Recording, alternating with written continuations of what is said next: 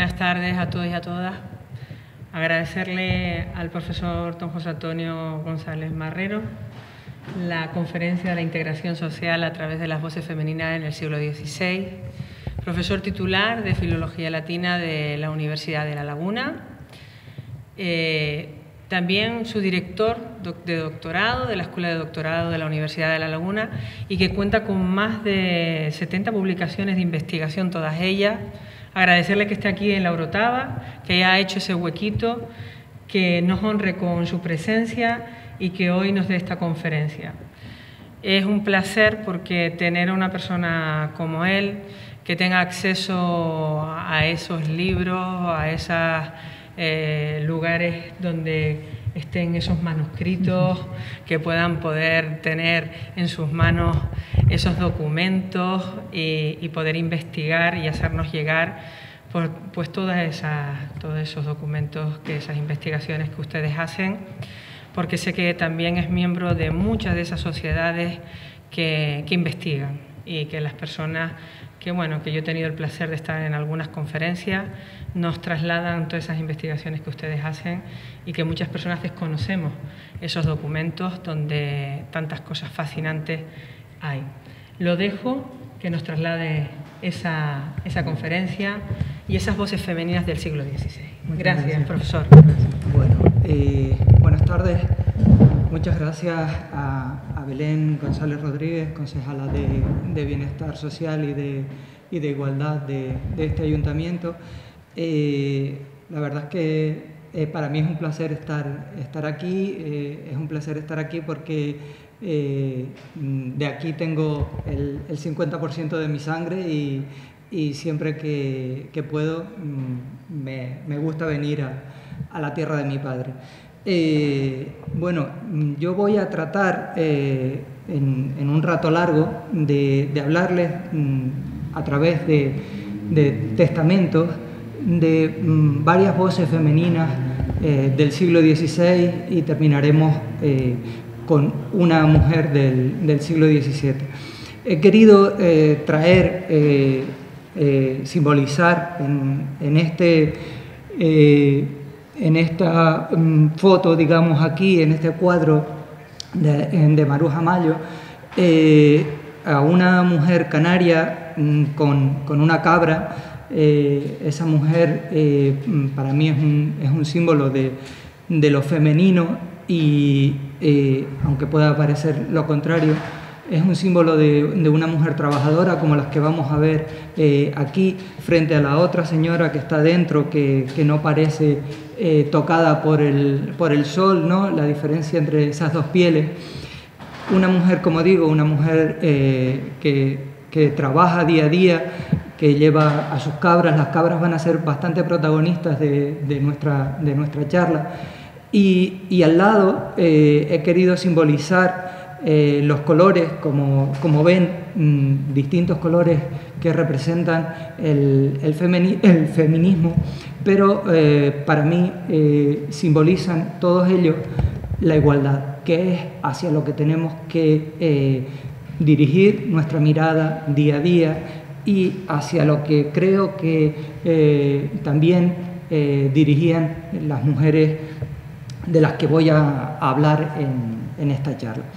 Bueno, para comenzar quiero decirles que llamamos sociedad de frontera a aquella en la que, como señalan González Marrero y Rodríguez Rodríguez, habitan territorios, dice literalmente estas autoras, compartidos con otras formaciones sociales y que a veces se transforman en límites para transgredir o sendas para transitar. Yo añadiría para transformar o para transformarse también, porque la realidad histórica dependerá de la percepción del investigador y del aspecto que en realidad o al que en realidad quiera darle forma. Si nos atenemos a su apreciación o a su punto de vista, el concepto de sociedad de frontera va a ser cambiante en tanto en cuanto admite o estudia distintos fenómenos y puede analizarse también desde distintas perspectivas. En mi interés está hoy aquí el examen de dos de estos, ¿no?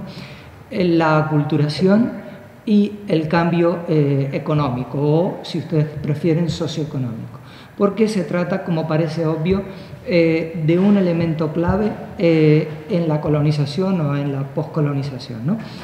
Esto resulta de un gran interés en el tránsito que vamos a trabajar del XV al XVI, pero también a lo largo de todo el siglo XVI, porque las familias que llegaron o se constituyeron en Tenerife después de la conquista se incorporan a una sociedad que vamos a crear de cero, ¿no?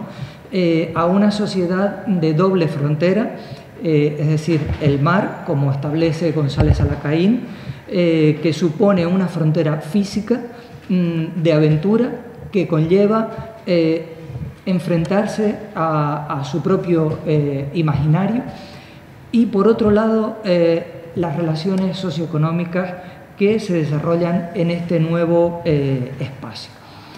Si a esto unimos los contactos económicos, deben aparecer las relaciones sociales que en definitiva reafirman, ¿no?, transforman el estatus socioeconómico que vamos a ver, ¿no?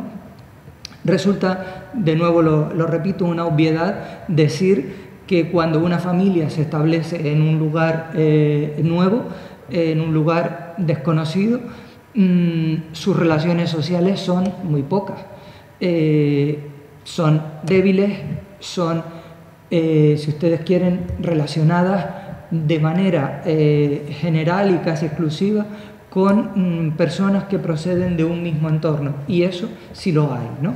Pues ese núcleo de convivencia está formado siempre por el padre, la madre y los hijos. En estos casos, el cabeza de familia siempre va a ser el padre, ¿no? En ese estrecho marco, potestad de ese padre de familia, grupos de origen diverso van a diseñar un modelo de relaciones y van a ordenar de alguna manera la vida de sus descendientes, donde todo es nuevo, ¿no? Donde la relación con el otro es recién creada, ¿no? Eso va a implicar que el hecho fronterizo genere heterogeneidad en esas relaciones sociales. Y eso es lo importante, generar precisamente heterogeneidad. Y es aquí donde van a surgir esos cambios que nosotros vamos a ver a lo largo de este siglo. Para eso me voy a ocupar de lo que acontece en este siglo XVI hasta, como les digo, comienzos del XVII, de la familia Ara, cuyo desarrollo genealógico nos va a permitir analizar cómo entre las mujeres surgen mecanismos y estrategias, primero de supervivencia, pero después de control de su patrimonio familiar, que ellas administran, sobre todo cuando alcanzan la viudedad o porque deciden no tomar estado. Y eso es muy importante. Ellas en ese momento realizan actos jurídicos como si fueran un hombre, porque los realizan en primera persona. Se convierten en ese momento en pilares indiscutibles de una economía familiar que en este caso, en el caso de la familia Ara, se disolvió tan rápido como se creó, ¿no? Los padres de esta familia que ustedes tienen aquí son Juan Dara y Catalina Sánchez. Él se llamaba Autindana o Rutindana como nombre aborigen y era de origen canario. De Catalina Sánchez sabemos menos. Catalina también es de origen canario, pero ese es su nombre castellanizado, no sabemos cómo se llamaba antes. A pesar de que Juan Dara recibe datas en el norte y en el sur de la isla, esto va a ser una constante y a ella voy a acudir reiteradamente. A pesar, digo, de que recibe datas en el norte y en el sur de la isla, la familia se establece aquí, en el municipio, entre los actuales municipios de La Orotava y San Juan de la Rambla. Forman la familia en esta isla, lo veremos ahora, y aquí van a nacer sus 5 hijos, 4 hijas y un hijo.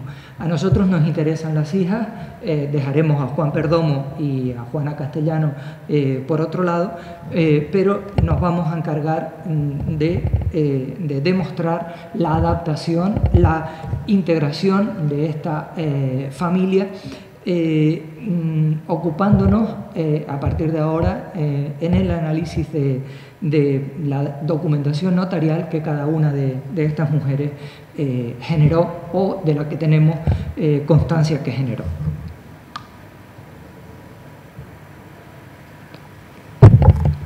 Aunque con posterioridad analizaremos, como digo, testamentos, sí quiero dejar claro en primer lugar que en numerosas ocasiones la información que contiene un documento de este tipo se transmite o se lee entre líneas.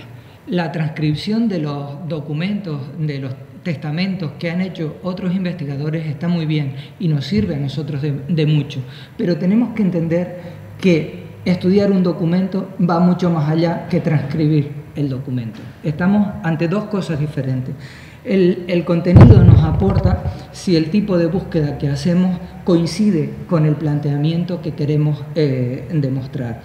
Por eso quiero empezar con una frase que expusimos en nuestro trabajo sobre la familia Ara, en el que decíamos que seguimos insistiendo en que frente a la simplicidad del testamento de Juan Dara, que ustedes tienen aquí, la memoria de Catalina Sánchez es extensa y minuciosa porque explica todos los detalles que se esperan de su marido.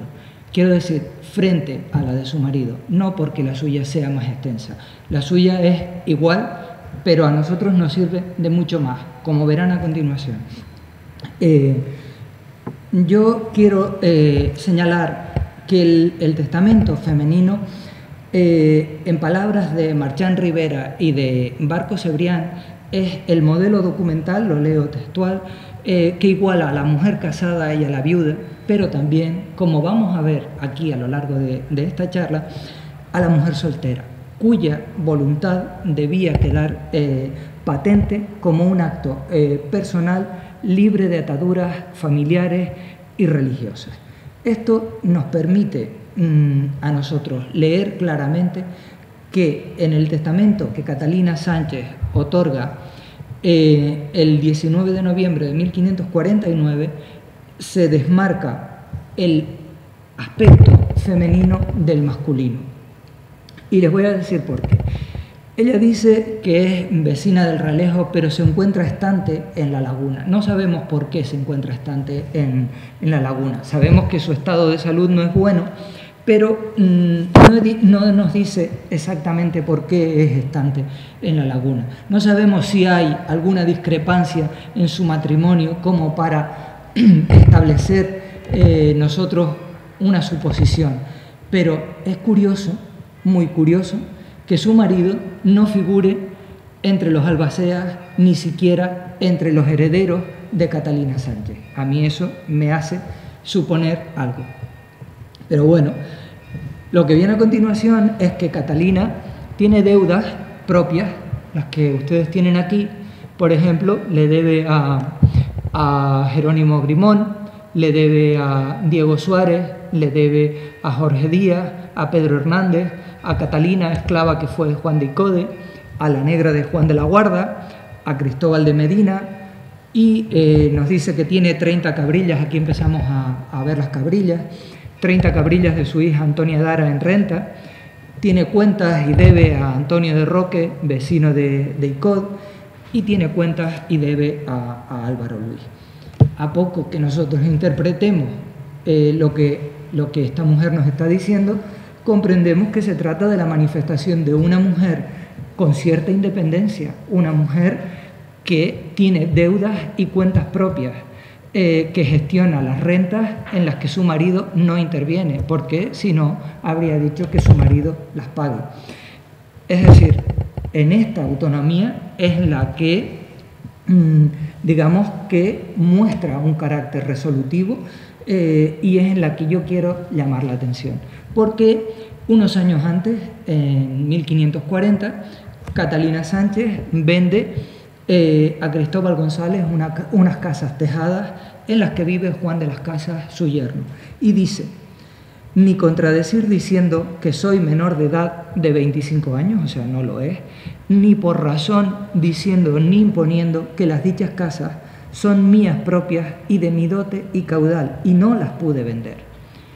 Y ahora nos dice: ni consentir en ello, ni por otra cosa, ni razón alguna, so pena de perjuro infame, sea obligada a tener y guardar y cumplir los susodichos, y so cargo del dicho juramento, prometo y me obligo. Es decir, esta mujer está vendiendo casas suyas propias, de su dote, que antes no pudo vender. Para nosotros la dote, digo para nosotros los genealogistas, la dote la aporta la mujer al matrimonio, las arras las aporta el marido como bienes al matrimonio. Y como señala González Salacaín, él dice: es un requisito inexcusable, por lo que, si el padre ha fallecido, ha de ser cualquier otro miembro de la familia el que le proporcione esos bienes necesarios.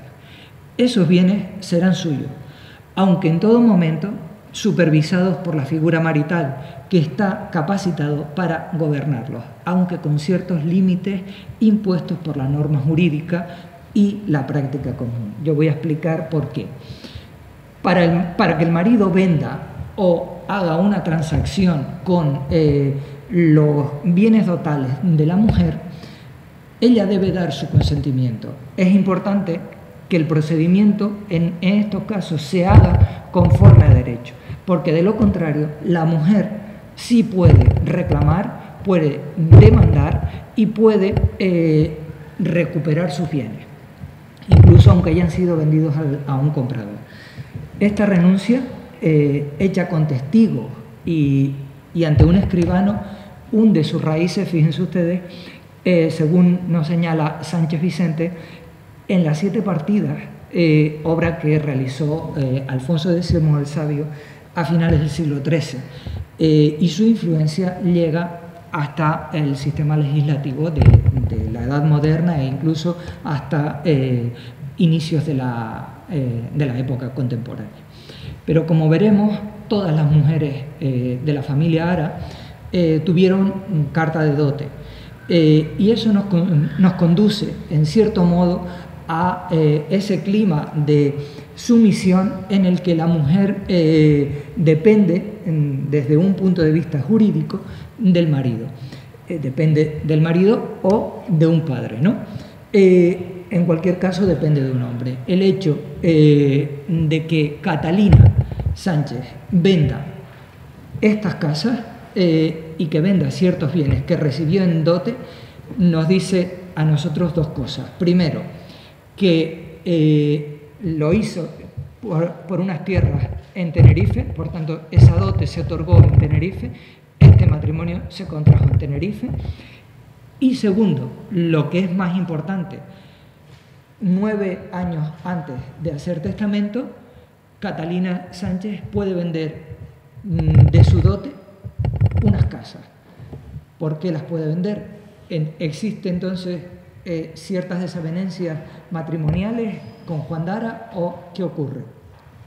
Esto lo dejo así porque yo no tengo más datos que me permitan decir que este matrimonio estaba separado, que Catalina Sánchez vivía en La Laguna como estante, porque hasta 5 años podemos decir que una persona es estante, porque no es vecina de ese lugar. No sé cuánto tiempo llevaba viviendo Catalina, porque no he encontrado documentación que me lo permita decir. Entramos entonces de lleno en sus hijas.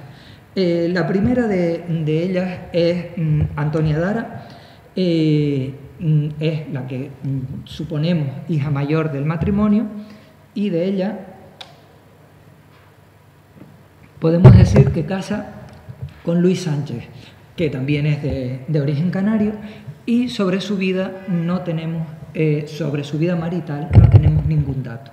El primero que nos muestra algo lo encontramos el 16 de septiembre de 1534, que es el testamento de Luis. Luis fallece en ese momento y dice que deja dos hijas, María, que será María Perdomo, y Lucía, que será Lucía Sánchez. María Perdomo casa con Gonzalo Báez, un portugués de las Azores, y aquí tenemos una firma, luego hablaré de firmas, pero échenle un vistazo si pueden. No nos interesa María Perdomo porque casa y vive con un marido y tendrá dos hijos, una hija y un hijo, y vivirá según la norma, ¿no? Dice Luis: ruego y encargo a mi padre Juan de Pascual que sea tutor y curador de las personas y bienes de las dichas mis hijas, y que lo haga con ellas como Dios depare quien lo haga con él. Y entre sus bienes señala, entre los de él, señala que tiene 300 o 310 cabras, poco más o menos, que están marcadas, 5 colmenas en el auchón. Ya veremos que el auchón se refiere al auchón de Arico, y la casa y solar donde vive, que es de su mujer. Ya sabemos cuál es la dote que ha tenido Antonia Dara: la casa y el solar donde viven, y las tierras del auchón, porque fueron tierras de Juan Dara. Como vemos, si la vida de cualquier mujer tiene un momento especial, que es la boda, más importante que la boda y la dote, que la casa y el solar, es qué ocurre a la muerte del marido. Pues a la muerte del marido, la vida de esta mujer se transforma, y se transforma no para bien, porque, como nos acaba de decir Luis Sánchez, deja a su padre encargado de sus hijas y lo deja encargado de todo lo demás. Por tanto, las cabras que son suyas van a estar cuidándolas, digamos, su padre, ¿no? Esas hijas pasan a la tutela de su suegro, y no será hasta el momento en que fallezca Juan Pascual cuando veamos a Antonia Dara. Fíjense que Luis muere en 1534, y hasta 1542, en que fallece Juan de Pascual, no vamos a tener un conocimiento de qué ha hecho Antonia Dara, de qué ha comido durante 8 años, ¿no? En ese momento dice este hombre, Juan Pascual, que tiene cierta cantidad de cabras de Antonia Dara y que se le paguen según el albalá. Bien, en este momento es en el momento en que Antonia Dara toma la tutoría y la curaduría de sus hijas, y a ello va a recordarlo, ella a eso va a hacer referencia Antonia cada vez que puede. Lo dice, por ejemplo, en 1555 en 2 ocasiones. Dice: la carta de tutela a mí dada, y de serme dada por confianza del juez. O en otro momento dice: por verdad de la carta de tutela. Eso quiere decir que la participación de la mujer en la vida notarial alcanza su plenitud en la viudedad, pero en la viudedad en el momento en el que ella alcanza esa tutela, esa curaduría de sus hijas, ¿no? Frente a la mujer casada, cuya capacidad jurídica necesita de la licencia del marido, la viuda es libre para decidir qué hacer, ¿no? Y en este sentido, Antonia Dara va a tomar las riendas de lo que hasta ese momento no había podido, ¿no? La única entrada de dinero o de comida, digamos, que aparentemente le vemos son las cabras. Y en ese momento es cuando ella empieza a hacer transacciones como un hombre, e incluso acude a un juez para pedir un procurador que la represente y que haga por ella lo que ella no puede todavía hacer, ¿no? Sus decisiones importantes tienen que ver con esa cantidad de cabras. Esa cantidad de cabras que Juan Pascual, como digo, no quiso especificar en su testamento o que dejó ahí indefinidas. Nosotros sabemos cuántas son porque si Luis Sánchez dice que tiene 300 o 310 cabras a medias con su padre, vamos a poner que sean 150 cabras que se han ido reproduciendo en ese tiempo, ¿no? Ella decide y dispone de su ganado y empieza, como digo, a hacer transacciones y empiezan a aparecer en este momento los números que quedaron indefinidos en el testamento de su suegro. Dice: yo, Antona Dara, ¿no?, vecina de esta isla de Tenerife, en el lugar del Ralejo, otorgo y conozco por esta presente carta que doy a renta y por nombre de renta a vos, Cristóbal Delgado, alguacil del dicho lugar, a saber 43 cabrillas de año, de las cuales arriendo. En la siguiente solo voy a mencionar las cabrillas. En la siguiente, en 1549 también, unos días después, 70 cabrillas a Asensio Martín. En 1555 a María de Torres, 30 cabrillas. En este mismo año, un mes después, a Juan Delgado, 30 cabrillas. En 1558 su sobrino, en el testamento, Marcos de las Casas, dice que tiene de su tía 21 cabrillas. Esto es lo que ella hace, es decir, no tenemos constancia durante todo ese tiempo de qué ha estado haciendo, pero incluso decía antes que hacía poderes a procuradores, lo tienen debajo, otorga a un procurador que la represente, a un hombre en aquello en lo que ella no puede todavía intervenir. De eso, pues, ¿qué se deduce? Que cuando Antonia tuvo que labrarse un futuro en un mundo totalmente masculino, ese mundo la había apartado de esas decisiones importantes, lo hizo con un carácter explícito, lo hizo con un carácter emprendedor. Y esa actitud es la que vamos a ver reflejada, siquiera de una manera muy somera, en su hija Lucía Sánchez. Lucía Sánchez otorgó 2 testamentos. El primero en 1584 y dice que se encuentra enferma en la cama. Y volvemos a cómo el testamento iguala a mujeres y a hombres, y cómo el testamento iguala a mujeres solteras, viudas y casadas, ¿no? En este caso, dice ella: aclaro que no he sido casada, ni he tenido hijo, ni heredero legítimo, ni el día de hoy tengo heredero forzoso, es decir, ni padre ni hijo, ¿no? Y porque el fundamento de los testamentos es nombrar heredero, nos dice lo que realmente quiere hacer, ¿no?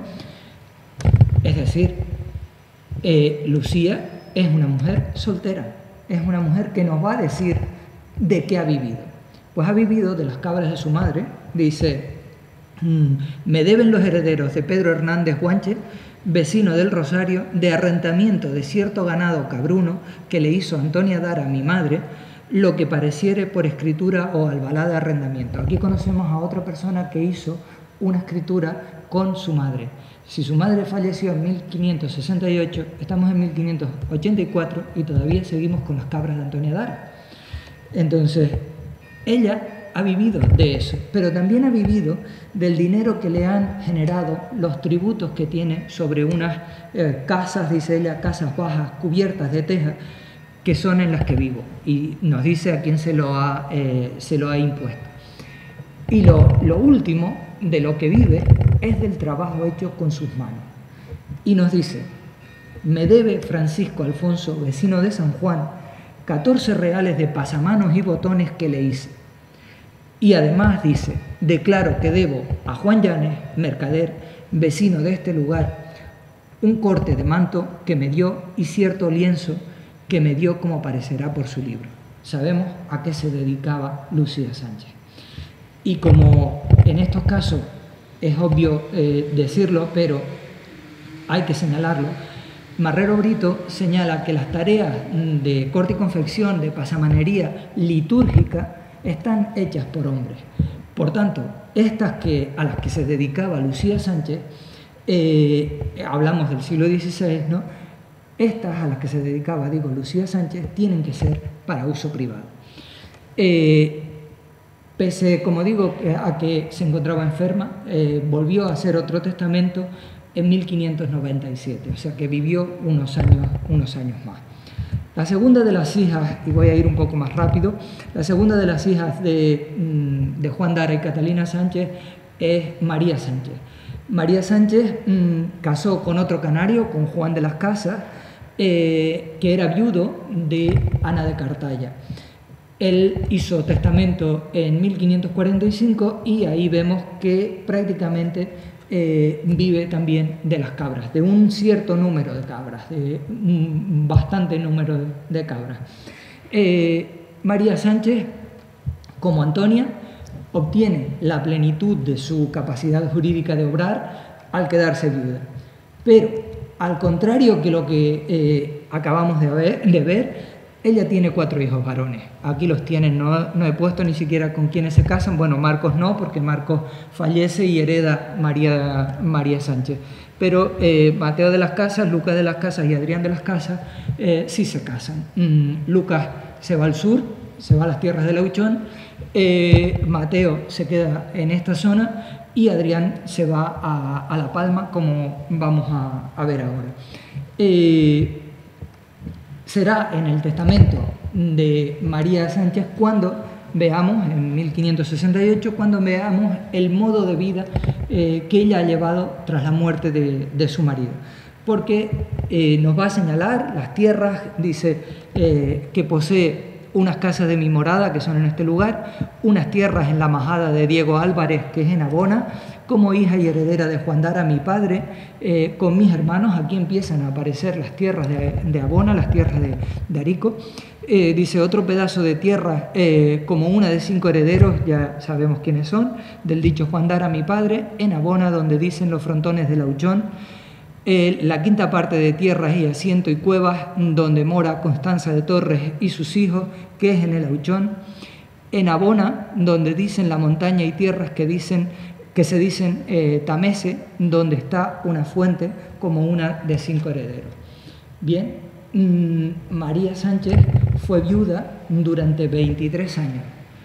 En este tiempo nosotros no tenemos constancia de ese movimiento que hemos visto con Antonia Dara.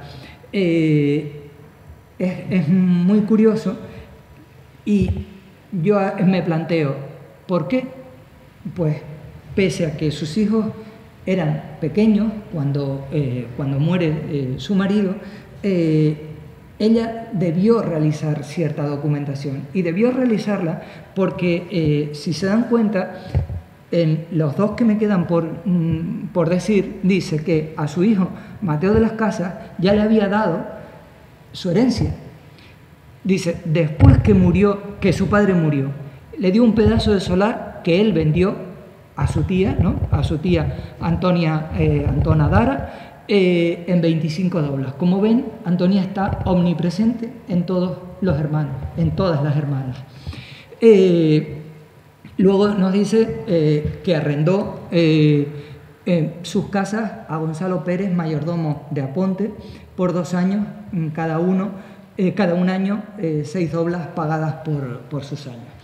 Es decir, esta mujer sí hizo cosas, pero no las tenemos, o sea, no conservamos la documentación.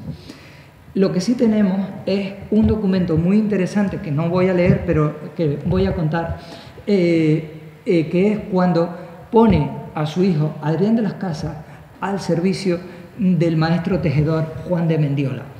Lo pone durante 5 años, en 1556, y dice que en ese momento Adrián de las Casas tiene unos 13 o 14 años. Él va a dedicarse a la artesanía del terciopelo y la seda. Como saben, en La Palma la seda era algo que en ese momento estaba triunfando, digamos, ¿no? Con lo que tenemos claro a qué se dedicó Adrián de las Casas en La Palma, ¿no? Bueno, rara vez una mujer hace un contrato de este tipo, y no lo hace si tiene un hombre cerca, es decir, salvo las causas que nosotros estamos señalando. Es decir, por lo demás, no aparecería el nombre de una mujer. A ella le incumbe directamente y lo hace, pero incluso en otra documentación que le incumbe porque es heredada de su padre, ella da poder a Miguel de las Casas y a Juan de Cartaya, el otro hijo de su marido. Su marido tuvo 2 hijos con su primera mujer, Miguel de las Casas y Juan de Cartaya, y es capaz de darle poder a Miguel de las Casas para que realice en su nombre documentación. Bien, la tercera de las hijas del matrimonio Juan Dara, Catalina Sánchez, es Francisca Dara. Francisca Dara casa con Sebastián de Medina, que también es canario. Y aquí es donde nos vamos a encontrar una situación económica totalmente distinta. Y es totalmente distinta a la de todas sus hermanas porque Sebastián de Medina llega a ser alcalde de Santa Catalina en 1540, ya lo era, y en 1542 es guarda del puerto del Malpaís de la Rambla. Sin embargo, ese mismo año, en 1542, el matrimonio se traslada a la Orotava. Se va a formar, digamos, un entorno de todas las hermanas Dara, salvo el hermano, que no va a vivir aquí, pero sí un entorno de todas las hermanas Dara. Y bueno, de estas 3 que estamos citando, Isabel tampoco va a vivir aquí. En 1557, Francisca ya es viuda y vende la parte que le quedó en herencia en común con su hermana Isabel Dara, de la herencia de sus padres, de una casa en el Realejo.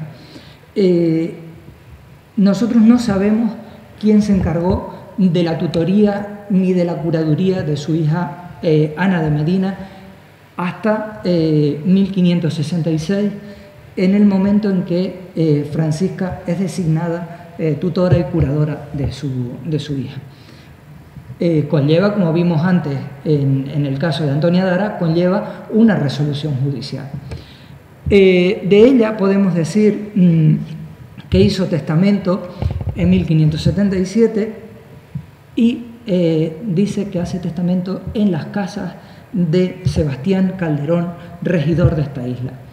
Es viuda, dice que es viuda de Sebastián de Medina y vecina de la Orotava. Y entre sus bienes señala unas casas sobradas en este lugar que lindan con 2 calles reales y con casas de Catalina Sánchez. Luego aparece el Auchón, en la otra banda, dice, o sea, en la banda del sur, unas tierras en compañía y comunidad de los dichos mis hermanos. En la otra banda, donde dice Narico y llaman los frontones, se complementa con la información de su hermana, unas tierras en comunidad de mis hermanos. Y luego ingresa unas 11 doblas por un tributo perpetuo que le debe pagar Gonzalo Hernández Valladares sobre unas tierras y viñas que yo le di a tributo perpetuo en este lugar.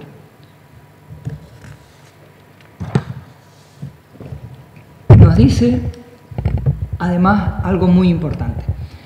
¿Cuál es su relación con la familia de Juan Benítez de las Cuevas y Belmonte e Isabel de Abarca y del Hoyo Solórzano?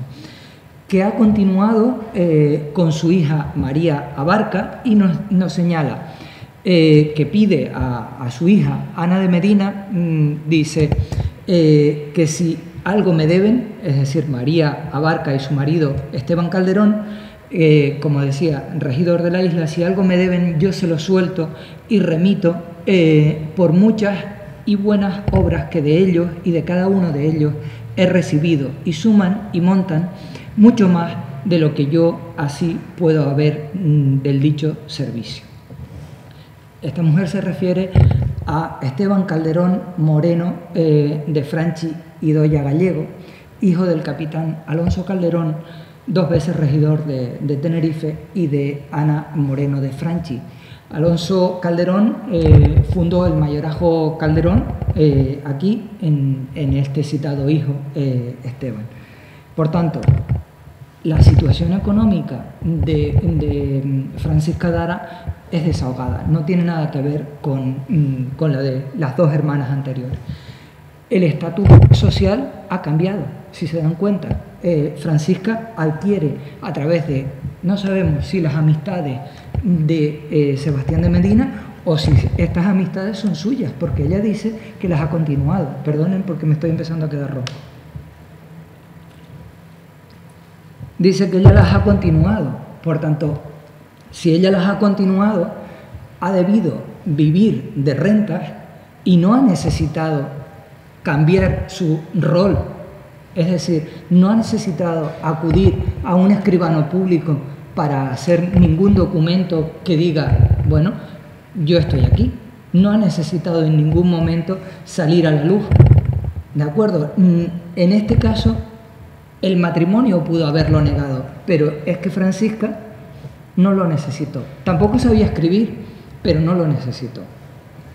El refugio de sus bienes va a quedar en manos de Esteban Calderón y de Luis Benítez del Hoyo, que también fue regidor de la isla.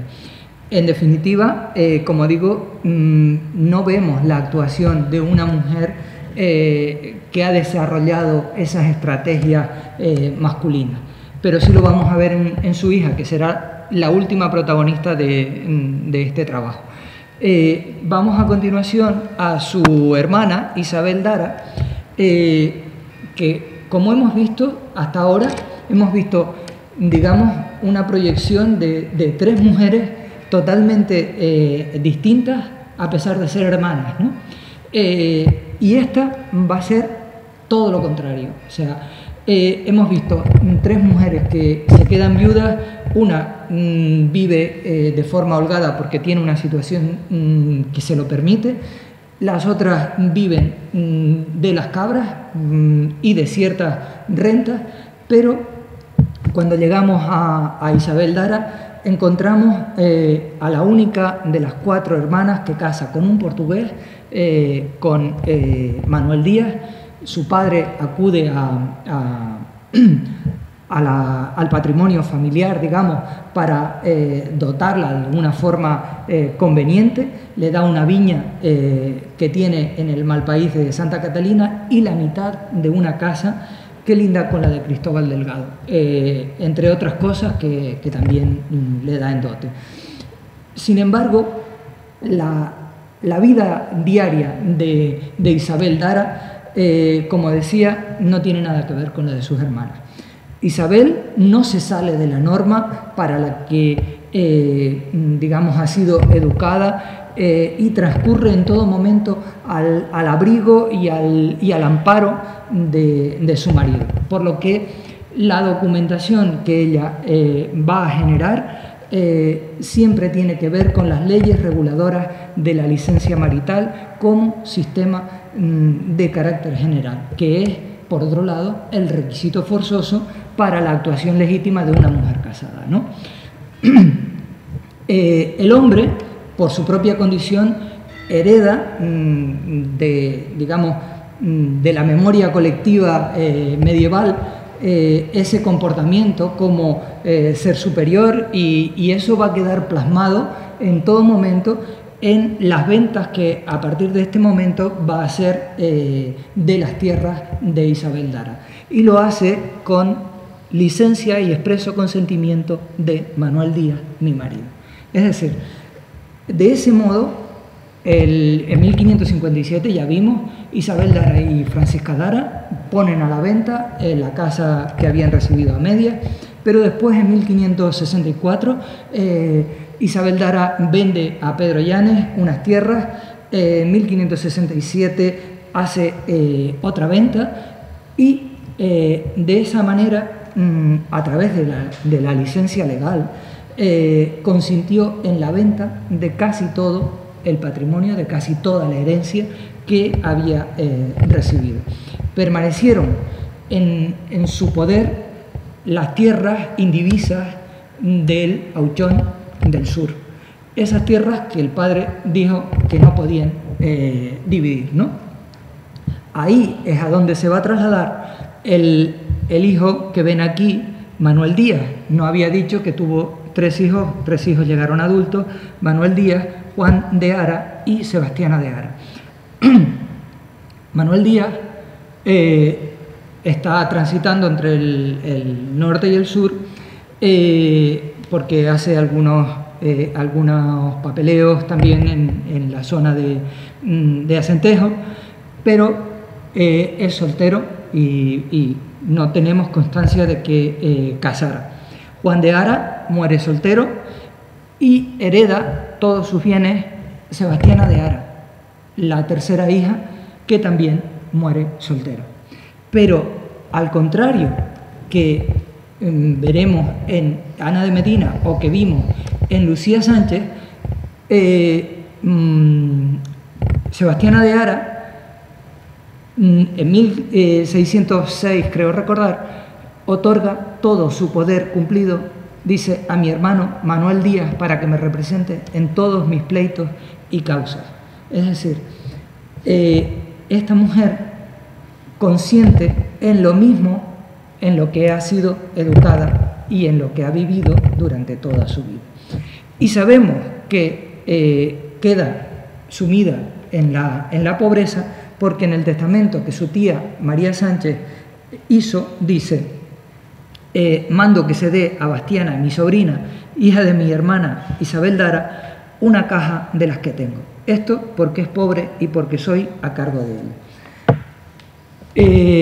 Nos queda la última protagonista de nuestra charla, Ana de Medina.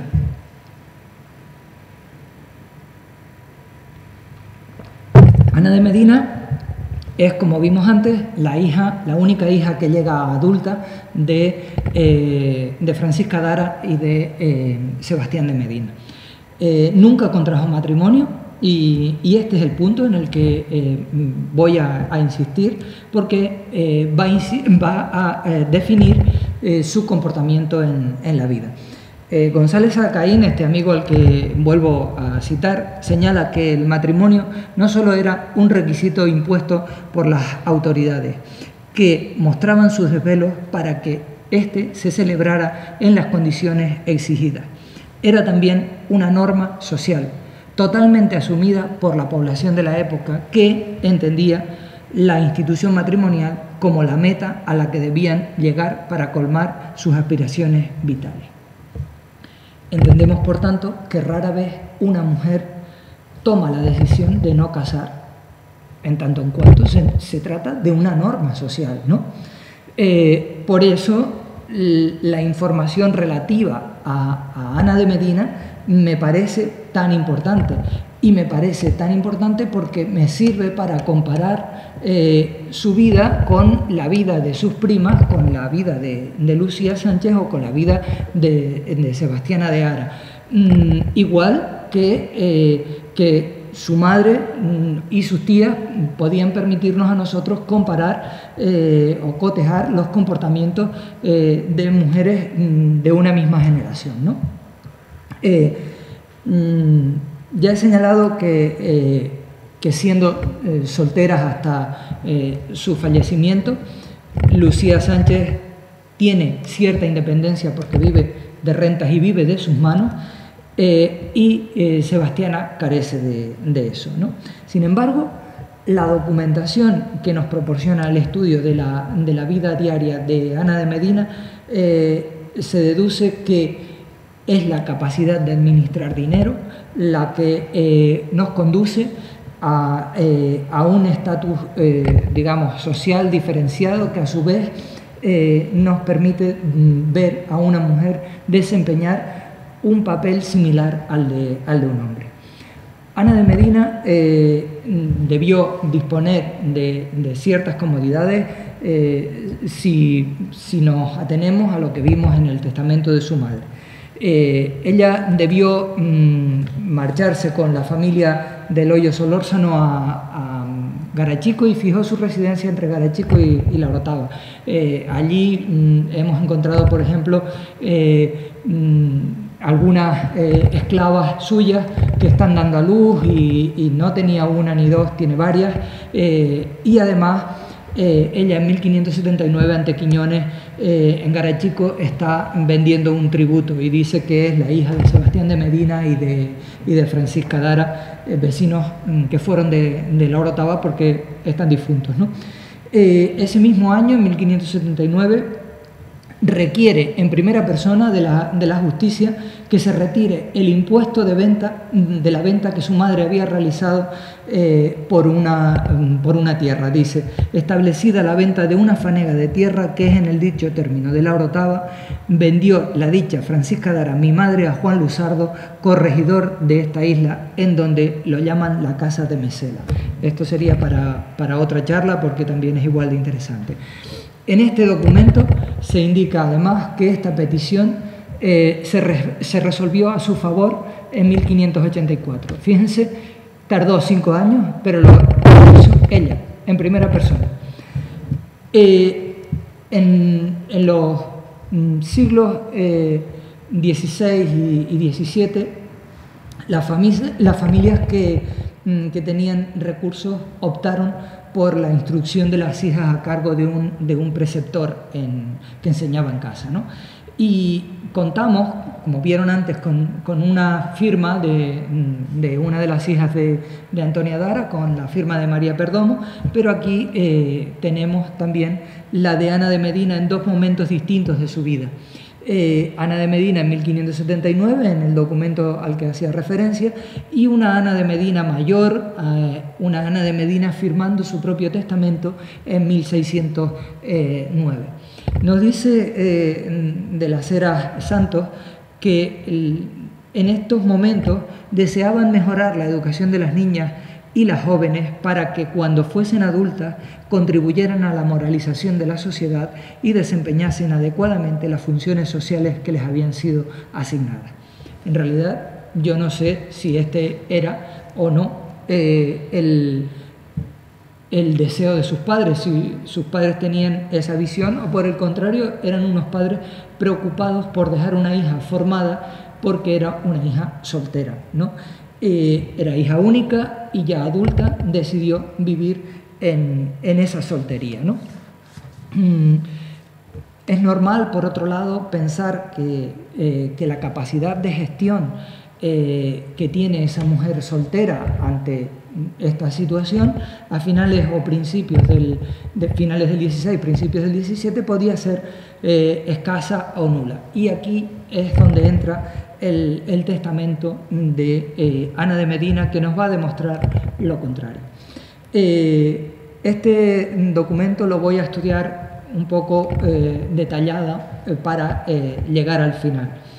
El primer aspecto que debemos reseñar es que el testamento, y lo he dicho creo al principio, es un acto libre, revocable tanto para una mujer como para un hombre. Y el fin primordial era, digamos, dejar un heredero, es lo que nos dijo Lucía Sánchez, pero yo creo que se ordena con un carácter económico.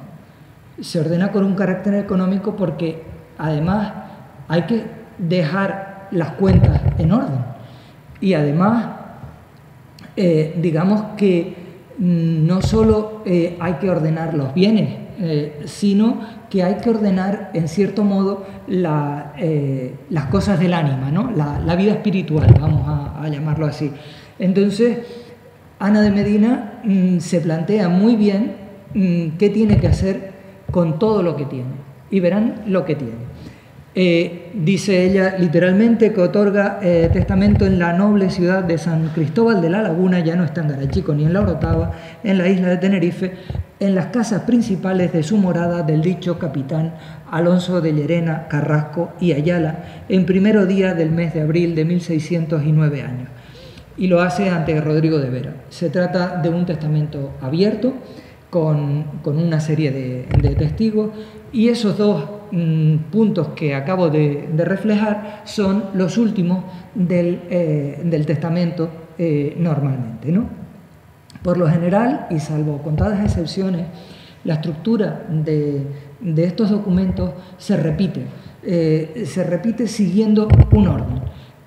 Una cláusula inicial donde se dice la naturaleza jurídica del testamento, que se sitúa justo antes del nombre de la persona que otorga, la parte dispositiva donde se muestra todo lo que se establece, ¿no?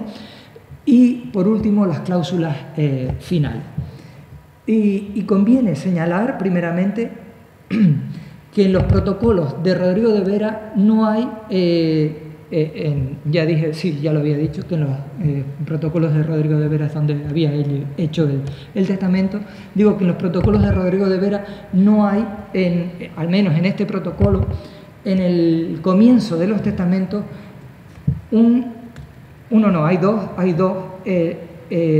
dos documentos que son diferentes a los demás. Todos los documentos son iguales de concisos, todos son, sepan cuántos esta carta vienen, como yo, Pepito, estando enfermo de tal, voy a hacer testamento, ¿no? Bien, el de Ana de Medina y el otro testamento que se conservan son totalmente distintos a los demás, como digo, y entre ellos no son iguales. Por tanto, eso nos da a nosotros a entender, o al menos a sospechar, que se trata de una preferencia o de una solicitud que ha hecho la propia testamentaria, ¿no? Y la declaración de fe con la que empieza, sí la quiero leer, aunque en los demás lea trozos. Dice: en el nombre de Dios Todopoderoso, Creador de cielo y tierra, y de la Virgen Santa María, Nuestra Señora, su bendita Madre, creyendo como firmemente creo en el misterio de la Santísima Trinidad, Padre e Hijo y Espíritu, tres personas en un solo Dios verdadero, protestando como protesto, vivir y morir en todo aquello que eres, tiene, y en señal Santa Madre Iglesia Católica Romana. A continuación se hallan ya los datos personales de la testadora, su nombre de pila, su apellido, su lugar de vecindad, los nombres de sus progenitores. Perdón, el mosquito se me posó en las gafas. Decía de sus progenitores, o en caso de que hubiera estado casada, habría señalado a su marido, ¿no? Y a esto le sigue que ella está enferma de cuerpo, pero no de mente, por lo que va a poder establecer los siguientes tres elementos que son los que nosotros vamos a ver en la parte dispositiva del testamento. Son los habituales, como digo, pero son los que nos proporcionan a nosotros cierto contenido acerca de esas últimas preocupaciones de Ana de Medina antes de dejar este mundo. En primer lugar, la salvación de su alma. Dice: a Dios nuestro Señor, que la crió y redimió con su preciosa sangre y el cuerpo a la tierra. Lo siguiente es la petición de sepultura. Mando que mi cuerpo sea sepultado en el convento de nuestro Señor San Francisco de esta ciudad, para ganar las indulgencias pido el hábito del glorioso Padre San Francisco, y en él quiero morir y ser enterrado.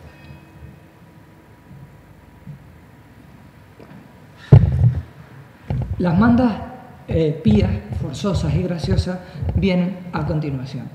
Era habitual señalar en el testamento las parroquias en las que debían decirse las misas, y para Ana de Medina, como para cualquier otra persona que haga testamento, era importante certificar que las misas por su eterno descanso o por el eterno descanso de su alma se celebraran lo antes posible.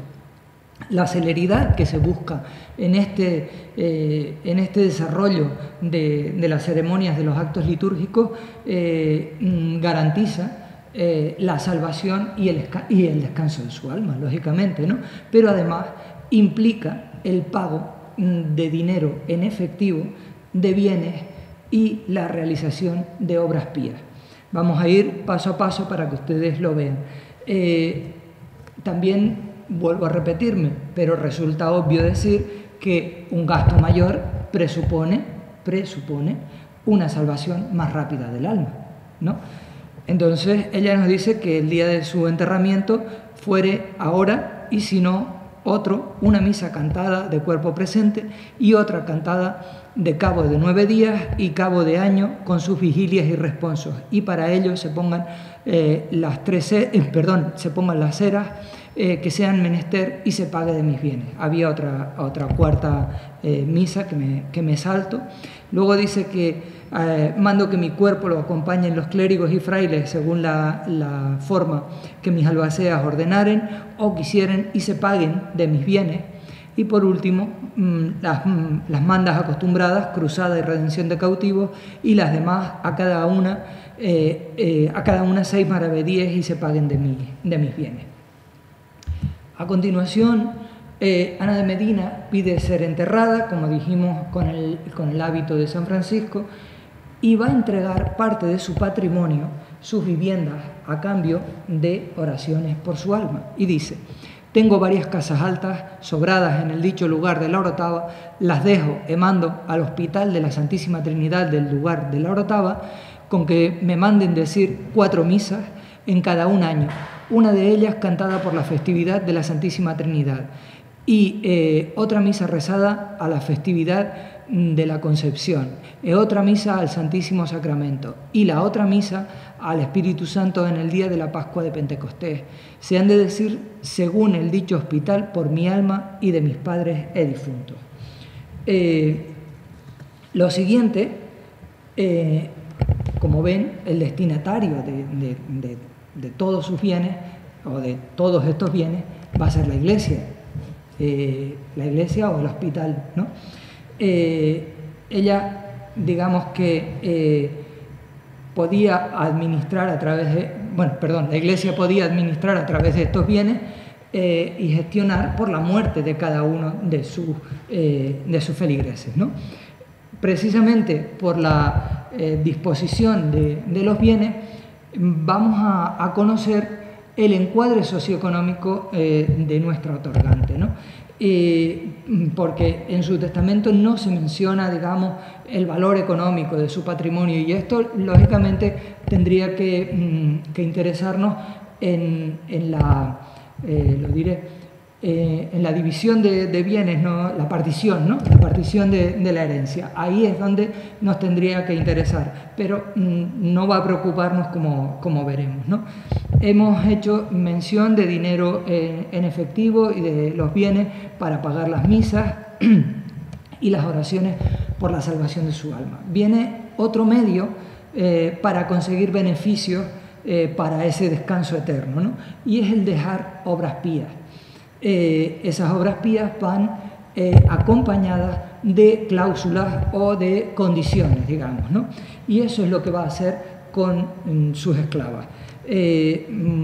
Dice, mando que mi esclava, es que lo que tengo por aquí no lo voy a leer porque es mucho más y si no me van a matar. Mando que mi esclava negra llamada Elena, que está en servicio de Marta López y Gonzalo Báez, su marido, la hagan y hereden su sujeción y servidumbre. Encargo a la dicha Marta López y Gonzalo Báez, su marido, la traten bien y no la vendan. Gonzalo Báez es el hijo del Gonzalo Báez anterior que vimos y de María Perdomo, o sea, un nieto de Antonia Dara. Y dice a continuación, me lo salté, sí, me lo salté. Tengo algunas alhajas en el lugar de Garachico, en casa y poder de María de Jesús, beata. Deseo que se tome lo que le corresponde y lo que sobre sea para mis parientes más allegados y necesitados, y que ella sabe quiénes son. Tengo en casa de Miguel Fonte Herrera, regidor de esta isla donde vivía, algunas alhajas, ropa de mi vestir, mando que se distribuya entre mis herederos más pobres. Por tanto, ella sabe que tiene familia pobre, tiene familia necesitada y es consciente de eso. Y luego repite, mando que las demás alhajas que tengo en esta ciudad se repartan a la voluntad de doña María de Vargas y Azoka, mujer del capitán Alonso de Llerena, a las personas más necesitadas y pobres que le parecieren. En este caso no habla de familiares, si se dan cuenta, lo entrega a personas necesitadas. Y luego dice, mando que un manto que yo tengo de lana se dé a Faustina de la Cruz, monja de Garachico, para los pobres que quisiere. Y por último, mando me quedan dos, mando que un monjil, una saya, ropilla, corpiño de tafetán, manto, 4 camisas usadas, el monjil, el manto de buratillo, se den a Ginesa Martínez, que al presente está en casa del capitán Alonso de Llerena, porque me ha cuidado en mi enfermedad y por la amistad que les tengo, y lo mismo mándeseles el mangal y corpiño de buratillo. Y lo último, mando una saya morada de paño usada a María de Jesús Beata. Terminada la parte dispositiva de sus bienes, viene antes de las disposiciones finales el resto del patrimonio del que ella deja constancia. Y es en este momento cuando vemos su capacidad de invertir y de hacer negocios, porque dice, declaro que al tiempo de 24 años, poco más o menos, yo puse entre paréntesis hacia 1585, que yo hice escritura con Luis Correa, mercader, vecino de Garachico, en quien di a ganancias y pérdidas 2.400 reales en dineros de contado. Aunque algunas de estas ganancias ella ya dice que las ha recibido en ropa de vestir para ella misma, ¿no? Manda que ese dinero y sus intereses se entreguen al capitán Alonso de Llerena, Carrasco y Ayala, regidor de esta isla, para que cumpla su testamento. Por último, ella termina la redacción de su testamento con las cláusulas finales, con el nombramiento de heredero. Y en la cuestión material, y dado que Ana de Medina no tiene herederos forzosos, como ocurría antes con su prima, dispone libremente de sus bienes y así va a actuar. Y dice, para cumplir pagar este mi testamento y las mandas con el contenido, nombro albaceas al licenciado Navarro, clérigo beneficiado de esta ciudad en la iglesia de Nuestra Señora de la Concepción, y al capitán Alonso de Llerena, regidor de esta isla. Y luego incide, y porque no tengo herederos legítimos ni herederos forzosos, dejo en hombro por mi universal heredero en todos mis derechos y acciones y pretensiones al capitán Alonso de Llerena, Carrasco e Ayala, regidor de esta isla, para que en todo ello suceda que pague lo que le he comunicado al bien de mi ánima, sin que nadie le pida cuenta e cosa alguna, porque le tengo por tal persona que cumplirá lo que le he tratado, y le dejo en hombro por tal mi universal heredero. Creo que tenía carácter, porque hasta el final va diciendo, y lo tengo por buen hombre, porque si no, no lo dejaría él. Bueno, he tratado de demostrar a través de este documento que la participación de una mujer que no necesita licencia del marido en procesos y transacciones comerciales porque es soltera y posee dinero, se asemeja mucho al de un hombre.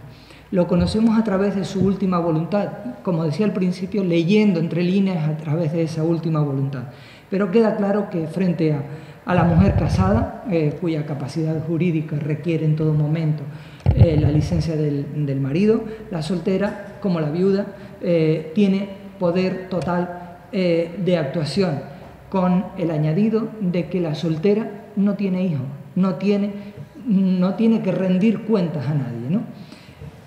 He pretendido analizar a través del estudio de las mujeres de la familia Ara que los orígenes genealógicos de aquellas familias que surgen en una sociedad de frontera, como definía al principio, poco tienen que ver con su desarrollo a lo largo del tiempo. Son más importantes los procesos y los medios empleados para incorporarse, digamos, y destacar en esa nueva sociedad, como hemos visto.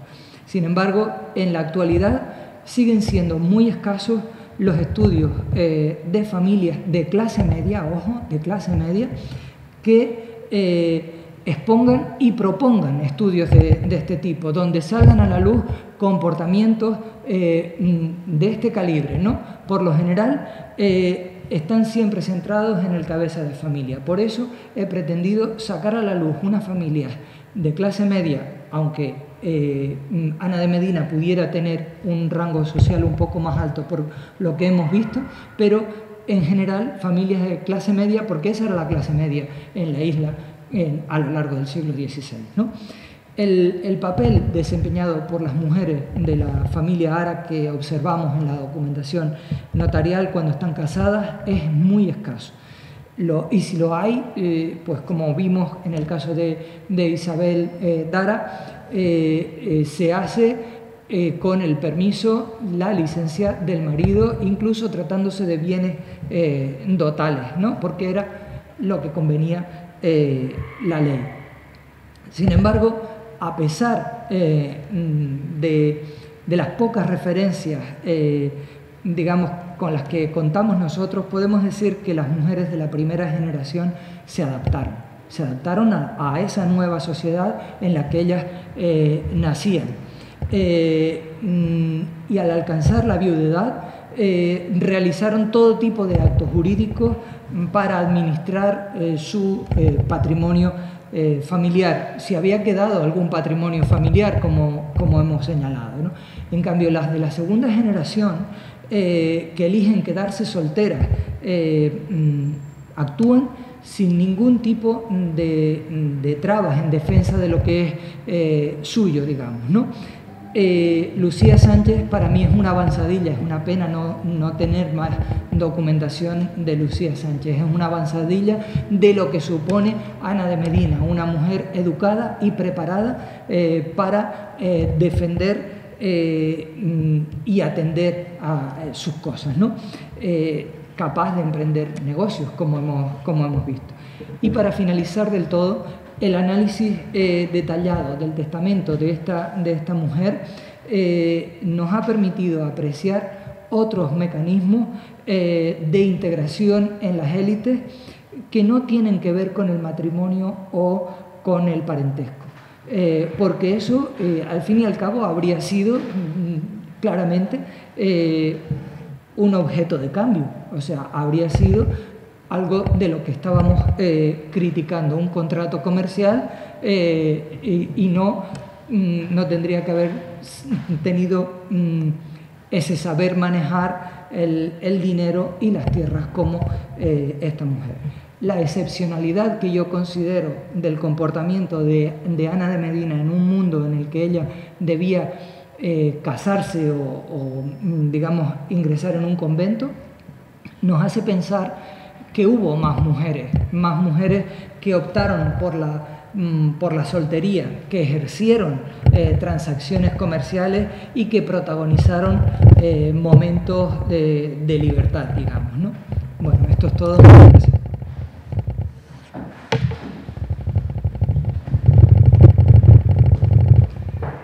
Me pongo...